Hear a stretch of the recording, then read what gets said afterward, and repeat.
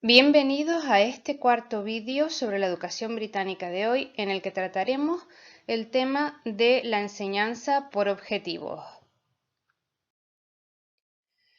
Recordar que este vídeo se enmarca en una serie de vídeos sobre la educación británica de hoy, en el que hemos empezado hablando del contexto social en el que se desarrolla la educación británica y su expansión global. Hemos hablado de la esencia de la educación británica a través de la enseñanza por inducción y Vygotsky en su doble vertiente, socioconstructivismo y la falta de desarrollo del pensamiento abstracto. Y por último, este vídeo decir que se enmarca, que va a tratar uno de los temas del funcionamiento del sistema educativo británico, que ya empezamos en el tercer vídeo hablando sobre la normalización o las clases sociales, culturales o económicas que se crean dentro de los colegios. Trataremos, ya digo, de la enseñanza por objetivos. Terminaremos después en un quinto vídeo haciendo una experiencia en 5 minutos de lo que significa pasar entre 10 y 12 años en un colegio británico, para terminar en el sexto y último vídeo hablando de la renormalización de los resultados o de las notas. Simplemente comentar que para entender bien este cuarto vídeo conviene haberse visto la parte del contexto social del desarrollo de la educación británica en su contexto social del primer vídeo y el tercer vídeo sobre la normalización o creación de clases sociales, culturales y económicas. Bueno, recordar que este vídeo sobre lo que va a ser la enseñanza por objetivos se enmarca dentro de las características del sistema educativo británico y estas características se van a dar por igual tanto en los colegios públicos como en los colegios privados. Es decir, da igual si los padres pagan el colegio o no, el alumno se va a encontrar con estas características sobre el funcionamiento del sistema educativo británico. El funcionamiento lo hemos dividido en tres partes principales, que es la normalización, de la que ya hemos hablado, la primera parte, que es el sistema por el cual se va a conseguir que los ciudadanos se queden en su clase, el razonamiento detrás de ello.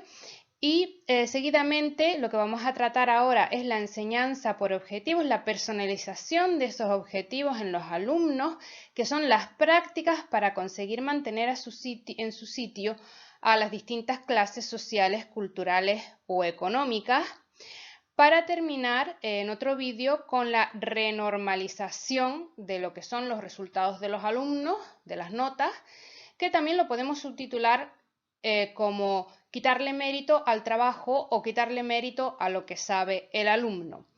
Y estas tres características del funcionamiento del sistema educativo británico actual están reforzadas por la estadística descriptiva, que como ya hemos comentado en el tercer vídeo, sobre la normalización, se ha convertido prácticamente en santa, es decir, es como una creencia de los maestros y de los profesores británicos y del propio sistema educativo británico, o que también podríamos decir que lo que ha hecho el sistema educativo británico es inventar un nuevo término que podríamos llamar la estadística prescriptiva. Bien, la enseñanza por objetivos no es otra cosa sino la solución que le permite al maestro o profesor británico hacer que los niños se comporten por igual respecto a los resultados o notas que van a sacar cada año. Y esto es lo que llamamos la normalización, de la que hablamos en el vídeo número 3.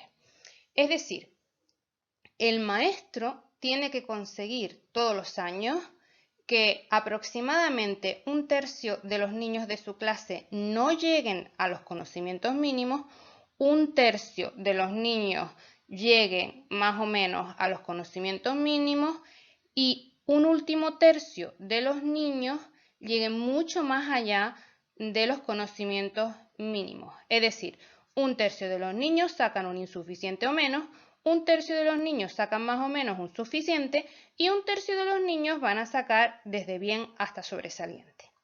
Y esto lo hacen asignando distintos objetivos de aprendizaje a distintos niños.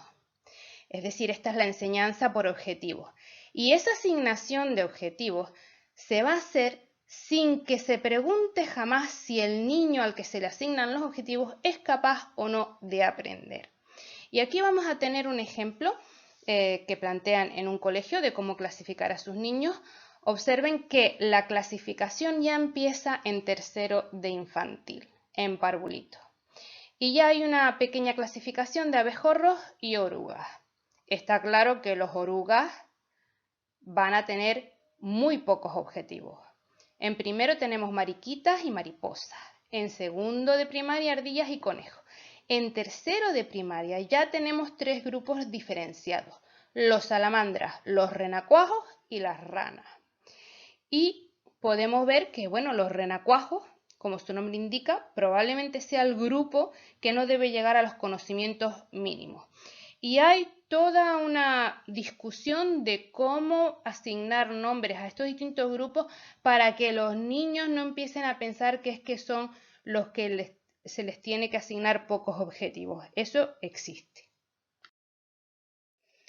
Hay que distinguir en un colegio británico entre la clasificación de los alumnos en casas o equipos y la clasificación de los alumnos de un mismo año en grupos, de una misma clase en grupos. Y es que no es la misma cosa. La clasificación de los alumnos en casas o equipos, de ella se habla mucho en la literatura, también la hemos visto en las películas de Harry Potter y hay que explicarlo un poquito. En esta clasificación, los niños de distintos cursos pertenecen a la misma casa o equipo. Es decir, que en la casa de Saturno voy a tener, por ejemplo, niños de primero de primaria, de segundo, de tercero, de cuarto, de quinto, de primero de la ESO, de segundo de la ESO, etc. Y en la casa de Júpiter, pues vamos a tener también niños de todos los distintos años o niveles educativos. Y esto también vuelve a ser otra vez independiente de su capacidad de aprendizaje, independiente de cómo los ha clasificado el profesor dentro de su clase. Y es un sistema que permite a la vez colaboración entre los alumnos de distintas edades, porque, en fin, pertenecen a la misma casa, al mismo equipo, es como pertenecer al Real Madrid o al Barcelona, pero a la vez también es un sistema para que fomenta la competición entre los alumnos, porque si tú estás en el equipo de Saturno, cada vez que le va bien al equipo de Saturno, pues tú eres mejor que el de del equipo de Júpiter. Es decir, se fomenta a la vez la colaboración y la competencia entre los alumnos. Y eso sería lo que son la clasificación en casa, que es distinto, ya digo, a la clasificación en grupos dentro de la clase que hace un maestro o profesor, que lo hace en atención a intentar conseguir siempre los mismos resultados o notas al final del año. Hay que imaginarse que el maestro o profesor que ha clasificado a sus alumnos en 3 grupos distintos, como pueden ser los renacuajos, los ranas y los salamandras, obviamente tiene que contarles a cada grupo que, bueno, que ellos van a trabajar de forma distinta. Que no quiere decir exactamente la forma, sino quiere decir en cuanto a los ejercicios que va a hacer cada grupo.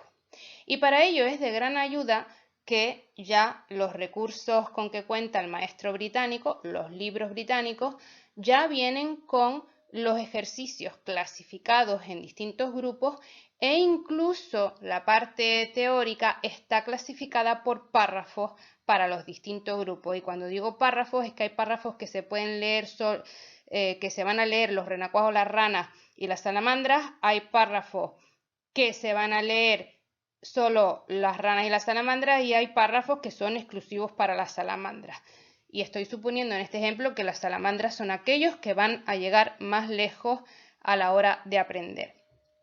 Siguiendo con este ejemplo, que es un libro de quinto, aquí está, de quinto, de primaria, podemos ver que tenemos 3 conjuntos de ejercicios sobre ordenar números de menor a mayor. El primer conjunto, el conjunto A, es un conjunto de ejercicios más fáciles que los del B y los del C. Y aquí permítanme que haga este ejemplo de esta manera, porque realmente yo no soy especialista en primaria, ni he hecho nunca las clasificaciones, ni sabría cómo decirles a qué alumnos tienen que hacer esto o lo otro. Para mí todos los alumnos son iguales y todos tienen que llegar a lo mismo. Bien, pero para el maestro británico lo que va a pasar es que los renacuajos pues solo van a poder hacer ejercicios del conjunto A, porque a ellos no les toca aprender lo que pasa ni en B ni en C. Las ranas, que vamos a decir que a los que al maestro profesor les ha asignado a priori que ellos pueden aprender un poco más, se les va a dejar que hagan los ejercicios del conjunto A más los ejercicios del conjunto B. Y a los salamandras, que son los que tienen que sacar buenas notas, van a poder hacer los ejercicios del conjunto A, del conjunto B y del conjunto AC porque así se los dice su maestro o profesor británico. El uso de los recursos por objetivos no está solamente limitado al caso de la etapa de primaria en la educación británica, sino que también se hace en la etapa de secundaria. Y aquí podemos observar un ejemplo, que es un ejemplo de un libro de prácticas para los famosos exámenes GCSE, GCSE, que se hacen al final de la etapa secundaria obligatoria, es decir, lo que sería para obtener el graduado escolar. ¿Qué pasa? Que estos ejercicios de prácticas ya están clasificados según la nota que te ha dicho el profesor que tienes que sacar. Entonces, un alumno al que se le ha dicho minuto a minuto, hora tras hora, día tras día, que la nota que tiene que conseguir es un 4, solo va a hacer los ejercicios marcados con un 1, 2, 3, 4, porque el 1 sería muy deficiente y hasta el 4 llegamos casi, pero no llegas a los conocimientos mínimos. Pero ese alumno no puede hacer ningún ejercicio que esté marcado con un 5, 6, 7, 8, 9, porque no le toca hacer eso. Y su profesor se lo va a hacer saber todos los días. Incluso si ese alumno se atreviera, porque puede hacer un ejercicio marcado con un 6 y se atreve a hacerlo, el profesor, la misión del profesor es decirle, no, mira, tú no tienes que hacer el ejercicio del 6, tú solamente hasta el 4.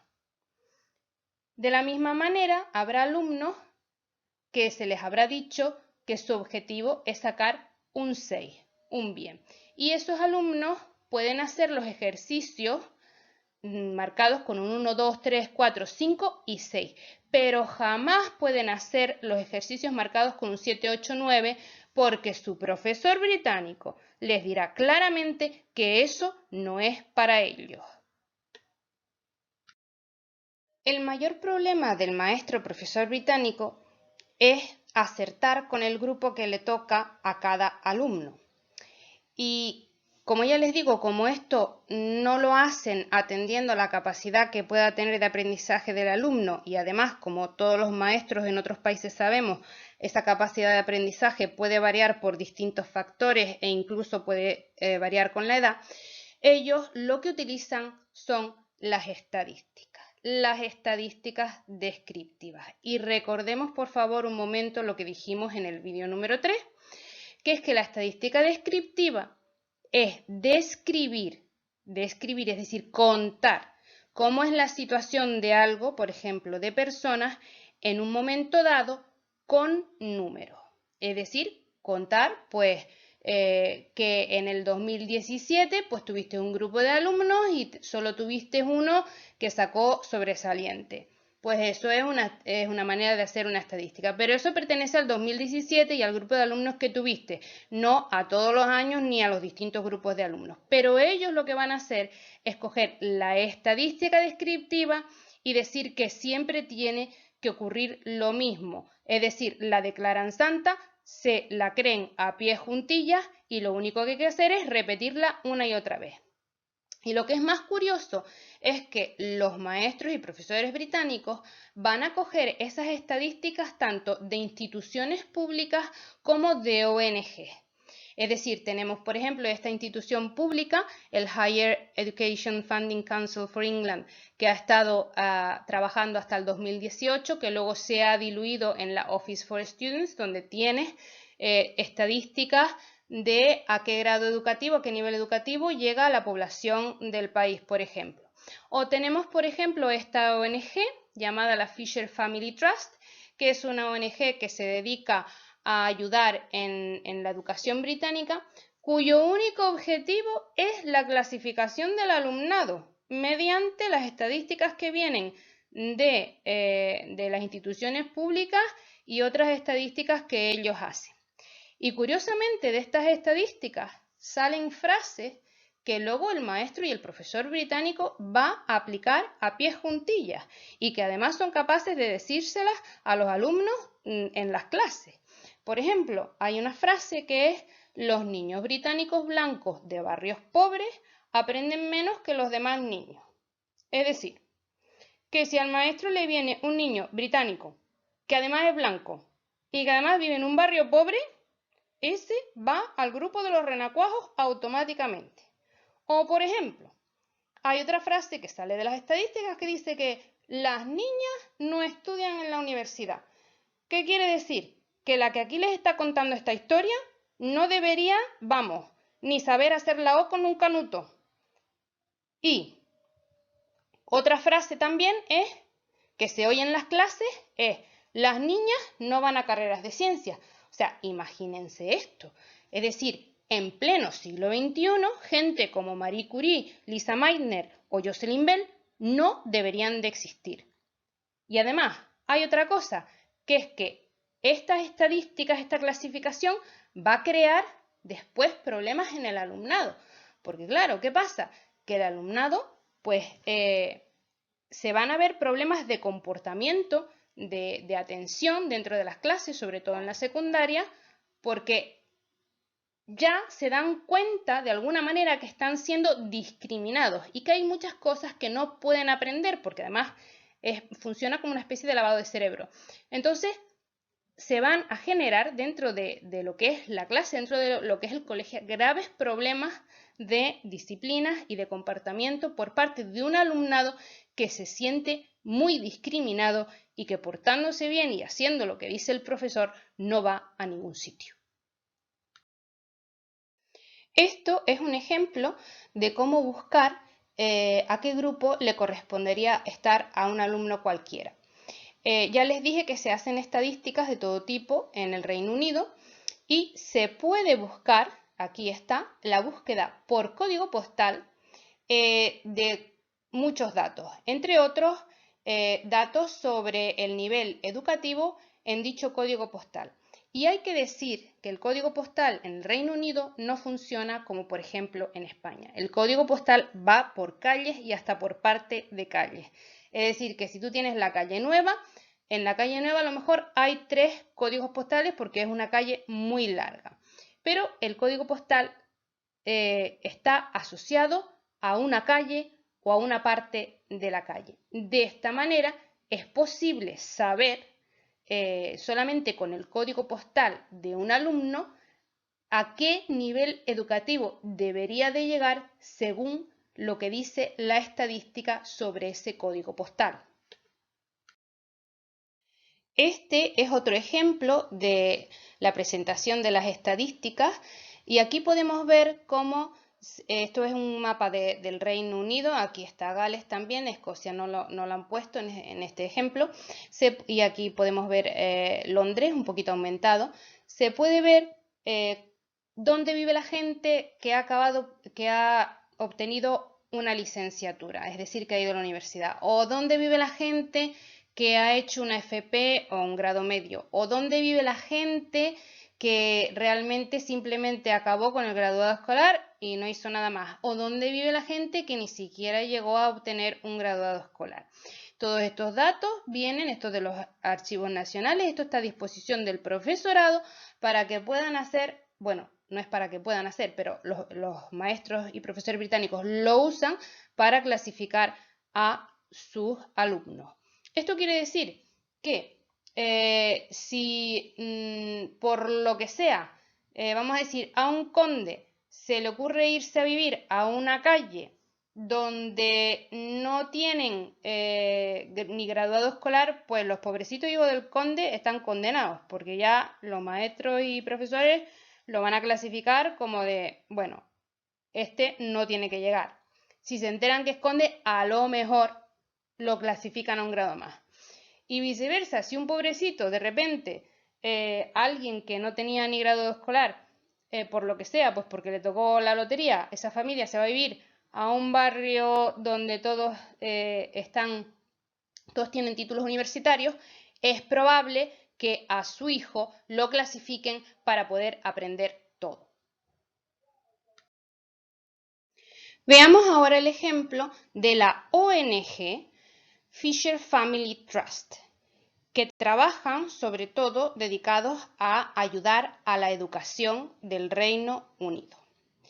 Esta ONG no solo tiene a su disposición las estadísticas del gobierno, de las universidades, sino que además tiene las estadísticas de los colegios, porque realmente se han convertido en una herramienta fundamental para los maestros y profesores, no solo a la hora de clasificar a los alumnos, sino de saber en todo momento qué tiene que hacer ese alumno. Es decir, ellos cogen las estadísticas, ayudan al profesor a clasificar al alumnado y además tienen esta aplicación, este app, que tú te puedes llevar en tu teléfono como maestro o profesor y que una vez tienes clasificado a los alumnos, pues te va a decir semana a semana, día a día o mes tras mes, qué es lo que debería de estar trabajando cada alumno. Bueno, este app es fantástico porque te resuelve la vida como profesor o maestro británico, pero a la vez es el app que va a condenar al alumno a no aprender. Bien, esto es un ejemplo de un colegio privado, el Queen Elizabeth's High School, es un colegio de secundaria ya, bueno, empieza ya un poquito en la primaria. Es un colegio que está clasificado, porque en el Reino Unido hay una clasificación de colegios como colegio excelente. O sea, esto es el máximo a lo que podría aspirar cualquier niño a la hora de aprender. Y es un grammar school, que quiere decir, son colegios donde se prima el que aprendan. En teoría, se prima el que aprendan. Bueno, podemos ver cómo este colegio privado también va a aplicar toda esta parte de la clasificación de los alumnos y por lo tanto predecir cuál va a ser el resultado final al final de la secundaria obligatoria. En este gráfico pueden ustedes ver cómo si un niño ha conseguido hacia el final de su primaria obtener un máximo nivel, es decir, una máxima nota, se predice que automáticamente ese niño va a obtener un sobresaliente al final de lo que es la secundaria obligatoria. Mientras que un pobrecito mío al que han forzado a no hacer los ejercicios y lo han mantenido con un 2, pues obviamente, bueno, con un 2, perdón, lo han mantenido en el nivel de segundo de primaria. Cuando acaba sexto de primaria se le predice que su trayectoria natural y prescrita es la de suspender, la de no llegar a los conocimientos mínimos al final de la secundaria obligatoria. Y este tipo de gráficos pululan por todos los colegios británicos, ya sean públicos o privados. Es más, yo he llegado a ver algún gráfico en el que la línea no era recta, sino quebrada, que yo no sé lo que habrían predicho allí, si habían predicho que se murió una madre o que se murió un hermano o que de repente había un novio, no lo sé. Pero estos son predicciones a los que los maestros y los profesores se adhieren y las siguen a rajatabla y fuerzan a los alumnos a seguirlas. Y cuando estoy hablando de un colegio privado, estoy hablando de un colegio que cuesta a lo mejor 14.000 libras al año. No es muy caro.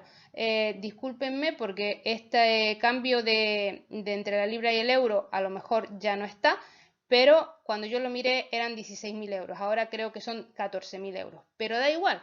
El hecho es que es un colegio privado de renombre, que es un colegio excelente, que es una grammar school, que quiere decir que es el colegio al que irían, pues yo qué sé, los hijos de los reyes, los hijos de los condes o lo que sea, pero es un colegio que sigue a rajatabla el funcionamiento del sistema educativo británico. Y es que la personalización de los objetivos practicada por los maestros y profesores británicos con el apoyo de las instituciones públicas y de ONG hace que el alumno se sienta discriminado. Y esto pasa ya sea en un colegio público donde no se paga o en un colegio privado como el que vimos en la anterior diapositiva, donde se llegan a pagar 14.000 libras, pero hay colegios privados por los que se paga muchísimo más dinero. Y es que el papel del maestro profesor británico no es enseñar. Bueno, un poco sí, pero su mayor papel es detectar las desigualdades de sus alumnos. Pero no estamos hablando de desigualdades en cuanto a la capacidad de aprender, a si está maduro para este conocimiento o esta técnica. No. Estamos hablando de las desigualdades de su entorno social o de su entorno económico o de su entorno cultural. Y una vez que el maestro ha detectado esa desigualdad, lo siguiente que tiene que hacer es mantener la desigualdad a lo largo de la enseñanza obligatoria. Es decir, si uno viene de un entorno cultural pobre, el papel del maestro es conseguir que esa persona, que ese alumno, siga perteneciendo al entorno cultural pobre. ¿Qué quiere decir? Que personajes como, por ejemplo, Hans Christian Andersen, el famoso autor de cuentos, no es posible. O, por ejemplo, un científico como fue Faraday, tampoco es posible. Porque eso está prohibido en la enseñanza británica. El maestro debe mantener las desigualdades de sus alumnos y, a ser posible, aumentarlas. Y con esto hemos finalizado este cuarto vídeo sobre la enseñanza por objetivos que se da en la educación británica de hoy, y les invito a ver los siguientes vídeos o también los vídeos anteriores para poder entender lo que es la educación británica de hoy.